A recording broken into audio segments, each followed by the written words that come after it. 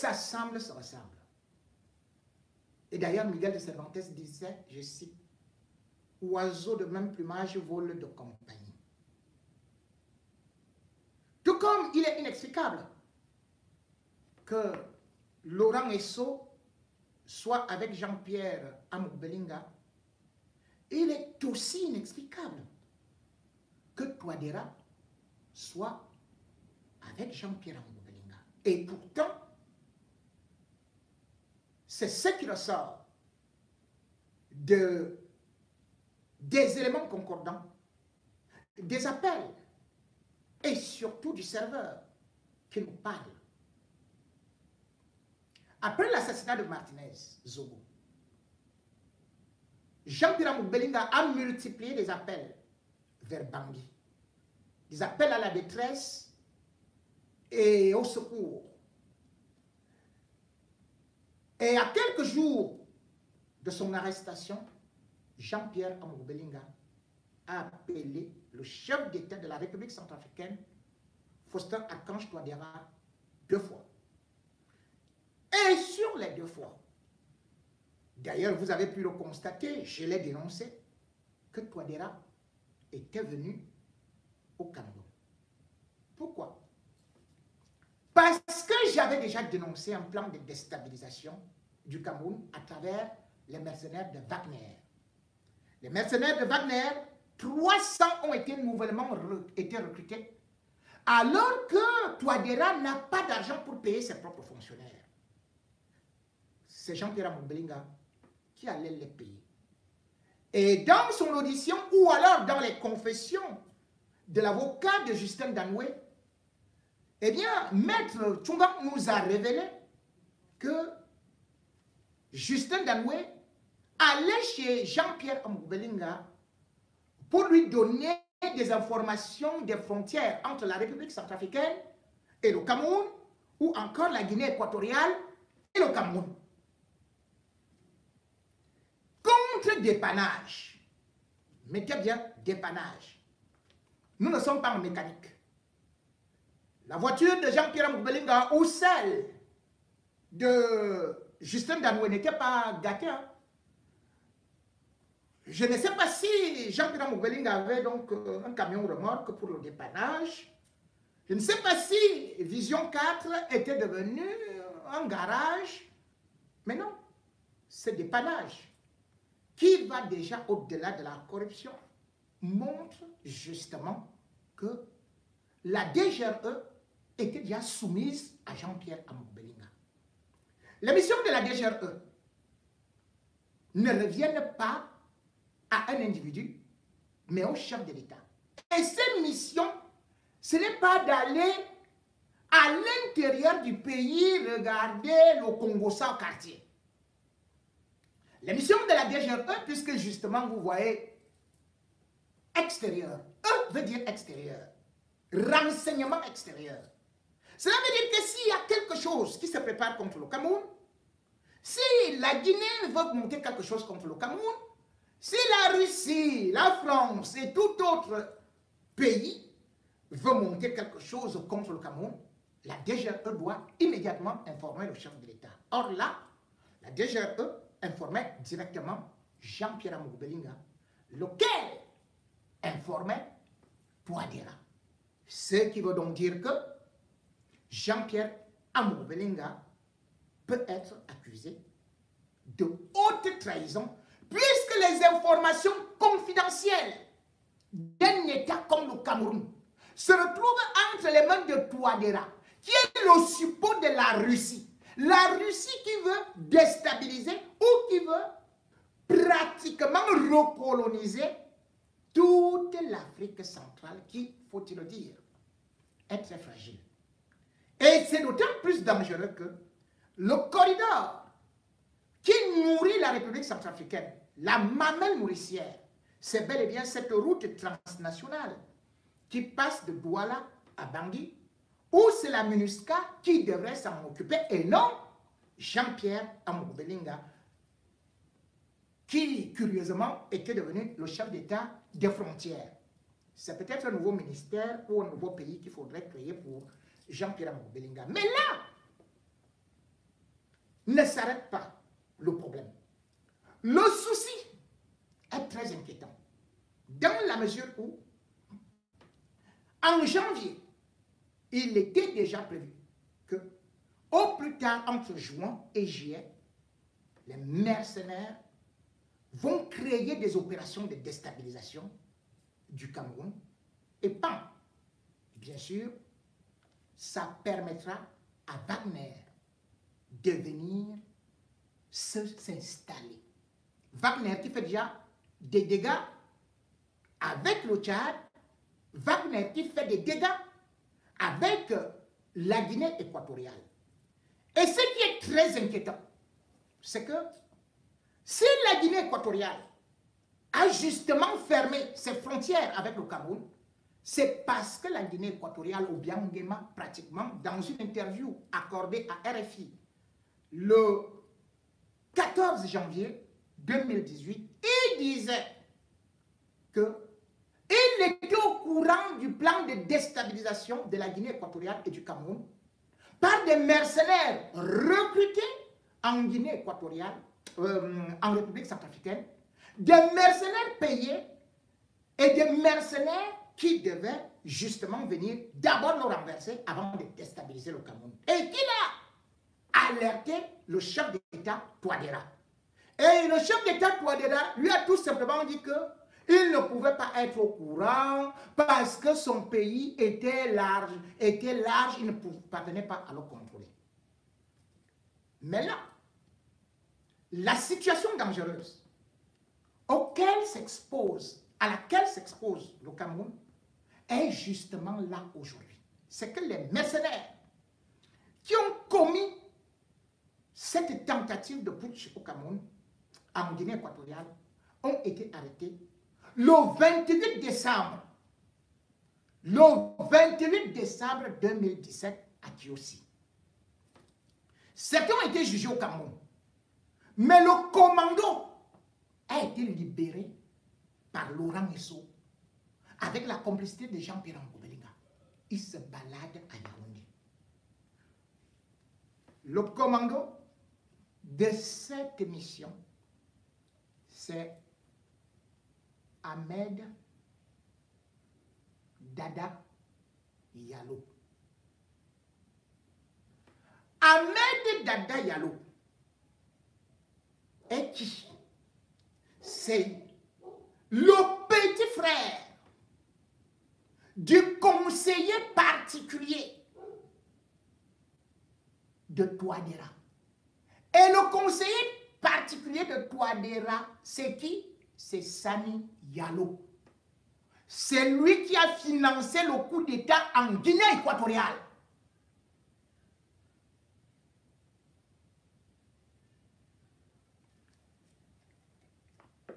Actuellement, Ahmed Dada Yalo, qui s'entend avec Laurent Esso et Jean-Pierre Ngoubelinga, ont fait plusieurs réunions. Ces réunions se sont tenues à l'hôtel Hilton. La France est au courant. Parce que d'autres réunions avaient commencé au Ledger Hotel, en République centrafricaine.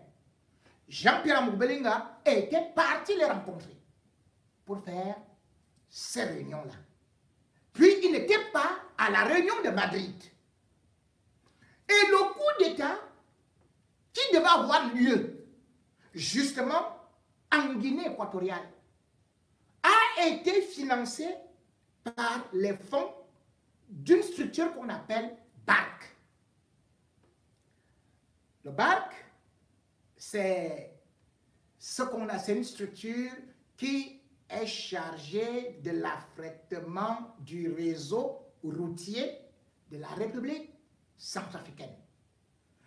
Et le BARC a pour président du conseil d'administration Sani Diallo, le grand frère d'Ahmed Dada Diallo, qui est actuellement au Cameroun, qui achète les armes, les vend aux rebelles, fait qu'à travers la frontière, ces armes-là puissent inonder non seulement la Guinée, non seulement la République centrafricaine, mais le Cameroun. Voilà pourquoi Jean-Pierre Moubelinga se renseigne sur les activités au niveau des frontières.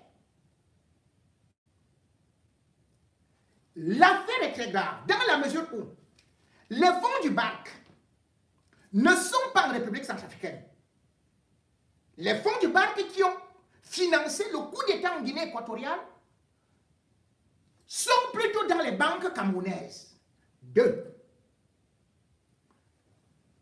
Et il y a la CBC Bank. La CBC. La CBC. La Cameroun Banque commerciale.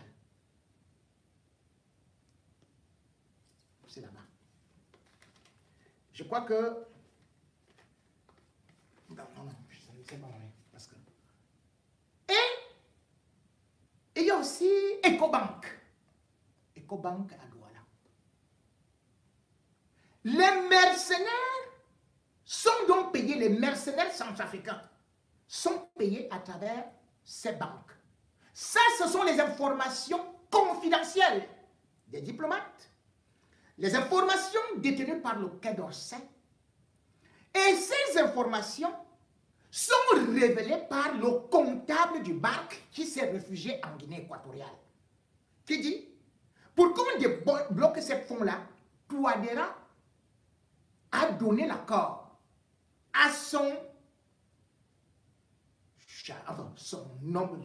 bras, son homme à tout faire. Voilà. Sani Yalo. Sani Yalo.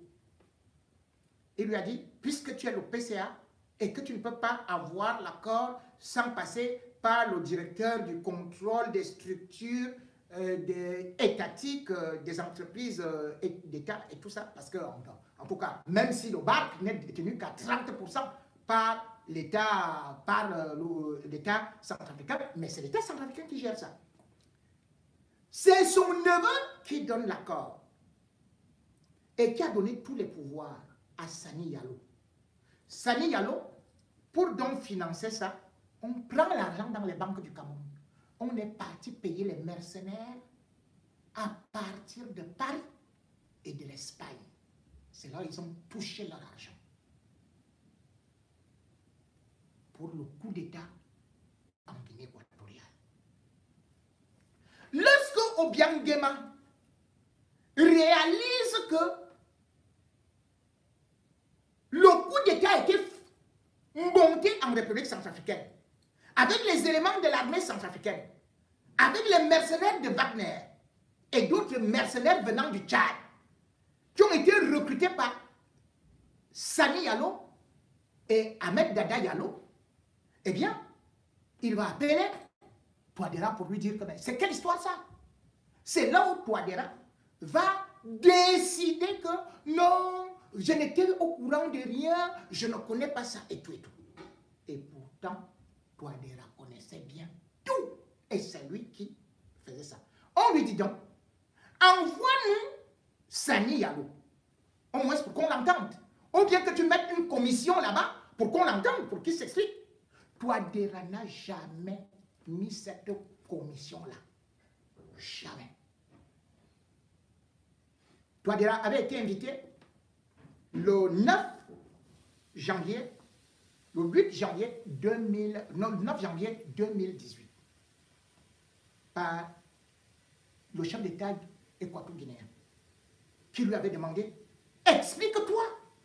Il était incapable de pouvoir s'expliquer. Mais aujourd'hui, le même Sani Yalo est en train d'organiser avec son frère Ahmed Dada Yalo au Cameroun, qui est supposé être en prison, mais qui est en toute liberté dehors. Un coup d'État avec les Jean-Pierre Moubelinga, avec les Laurent Esso et tout et tout et tout. Ils sont en train d'installer la terreur. Ils sont en train de tout mettre pour pouvoir faire que leur réseau puisse prendre en otage le Cameroun. Je voudrais rappeler à beaucoup de gens que si le Cameroun est déstabilisé, non seulement c'est toute l'Afrique centrale, mais croyez-moi, il y aura une guerre civile. Ce sera pire que la Libye. Ce qui est en train de se jouer en ce moment, c'est au-delà de l'assassinat de Martinez Zogo, qui savait déjà aussi qu'il y a un coup d'État qui se prépare au Cameroun. Mais tellement il y a des personnalités impliquées qu'on se pose des questions, comment on fait avec le directeur de la sécurité présidentielle, on ne peut pas l'arrêter. Comment on fait avec Laurent Lezo, on ne peut pas l'arrêter. Comment on fait avec, on ne peut pas l'arrêter. Comment on fait avec, on ne peut pas, comment on fait? Biya commence donc à manœuvrer comme ça. Mais je vous dis que les acteurs du coup d'État et des coups d'État et de la déstabilisation, ceux-là qui sont sous la houlette de Touadéra, eh bien, sont au Cameroun. En 2016, quand Touadéra vient rendre visite, il vient en visite officielle au palais de l'Élysée, invité par Macron, qui était à sa droite, comme son garde. C'était Ahmed Dada Yalo. Ahmed Dada Yalo a été formé au Tchad. Il est capable de créer des rébellions partout. Voilà donc où Jean-Pierre Amougou-Belinga nous a conduits. C'est-à-dire que nous sommes déjà à la merci des puissances ennemies, à la merci des puissances étrangères, juste parce qu'il a vendu les informations top secret. Et aujourd'hui, au lieu qu'on puisse regarder ceux qui sont là, je dénonce étant ici, depuis, j'ai décrit, j'ai fait ceci, ils sont là, ils dorment. Et après, ils vont dire, non, il faudrait aller arrêter Rémi Ngona à Paris. Quand on va vous bombarder un coup d'État là-bas, même fuir pour venir à Paris, aller en Guinée équatoriale, il y aura la frontière qui est bloquée. Aller au Gabon, la frontière sera bloquée. Vous allez périr là-bas. Je suis en train de vous avertir. Hein. Ce qui se prépare là, c'était prévu en juin, ce sera retardé. Mais ça ne saurait manquer. Si vous ne prenez pas les dispositions, après vous allez dire que j'ai organisé un coup d'État. N'est-ce pas? Puisque quand je parle, chaque fois, puisque la DGRE sert pour la République centrafricaine, c'est-à-dire que les puissances ennemies. La DGSE, la DGRN, le DGSN, voilà. Lui, enfin, lui c'est bien un papier, lui, il ne comprend même plus ce qu'il savait dire et tout ça. La CEMI, bon. Et puis, vous voudrez bien venir m'auditionner à Paris? Quelle tragicomédie.